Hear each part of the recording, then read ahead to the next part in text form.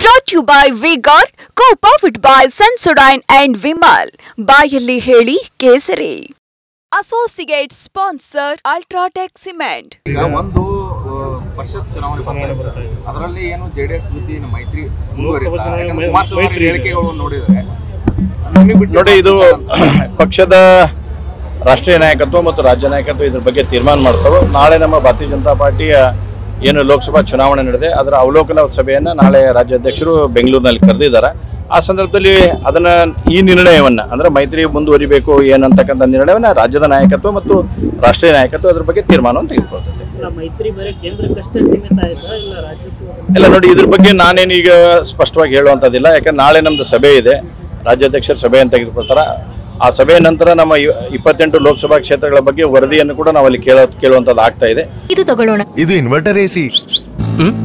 ನೀವು ಗ್ಯಾಮ್ಲರ್ ಅಲ್ವಾ? ಗ್ಯಾಮ್ಲರ್ ಜೂಜಾಡ್ತಿರಲ್ವಾ? ನೀವು ಜೂಜಾಡ್ತೀರಾ? ಇಲ್ಲ, ಯಾರು ಏನು ಹೇಳಿದ್ರು ಅಂತ ನೀನು ಎಷ್ಟು ಕಾಸ್ಟ್ಲಿ ಹಾಗೂ ಡೆಲಿಕೇಟ್ ಎಸಿ ತಗೊಂಡು ಸ್ಟೆಬಿಲೈಸರ್ ತಗೊಳ್ಳಿಲ್ಲ ಅಂದ್ರೆ ಇದು ಜೂಜಾಟ ತಾನೇ.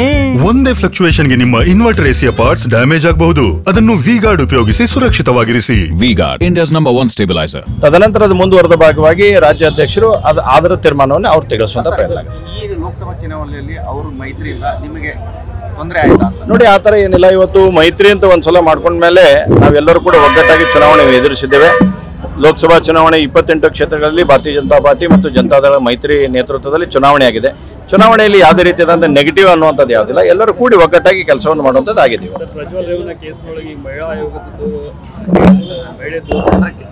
ನೋಡಿ, ನಾವು ಅದರಲ್ಲಿ ಕೂಡ ಬಹಳ ಸ್ಪಷ್ಟವಾಗಿ ಹೇಳಿದ್ದೇವೆ.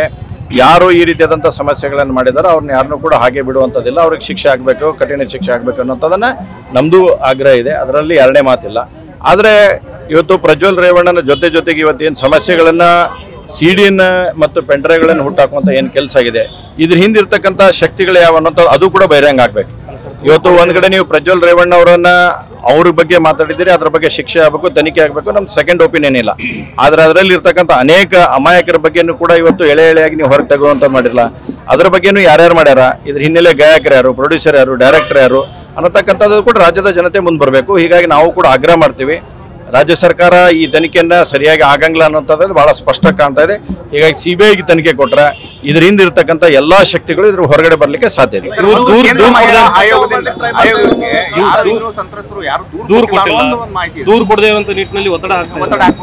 ನೋಡಿ, ಅದನ್ನ ನಾ ಹೇಳಿದಲ್ಲ, ಇಲಾಖೆಯವರು ಅದ್ರ ಬಗ್ಗೆ ತನಿಖೆ ಮಾಡಬೇಕು. ಈಗ ನೀವು ಸಿಡಿಯನ್ನ ಪೆಂಡ್ರೈವ್ ಯಾರು ಬಿಡುಗಡೆ ಮಾಡ್ಸ್ಯಾರ, ಹೊರಗಡೆ ತೊಗೊಂಬಂದು ಹಾಕ್ಯಾರಲ್ಲ, ಅವ್ರ ಕಡೆಯಿಂದ ಕೊಡ್ಸುವಂಥದ್ದು ಮಾಡ್ಲಿಕ್ಕಾದ್ರೆ ನಿಮ್ಗೆ ಅವ್ರ ಬಗ್ಗೆ ಅಷ್ಟು ಕರುಣೆ ಇತ್ತು ಅಂತಂದ್ರೆ ಅವ್ರು ಕೊಡುವಂಥದ್ದು ಮಾಡಿಸ್ಲಿ. ಅದನ್ನ ಯಾರ್ಯಾರು ಸಂತ್ರಸ್ತಾರೆ ಅದ್ರ ಬಗ್ಗೆ ನಮಗೆ ಇದನ್ನೇ ಇಲ್ಲ.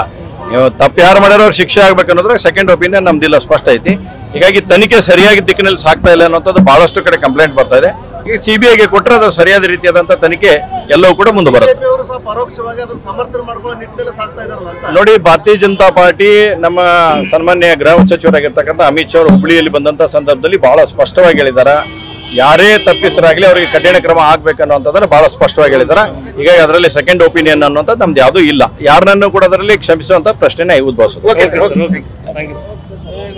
Brought to you by Vigor, co-powered by Sensodyne and Vimal.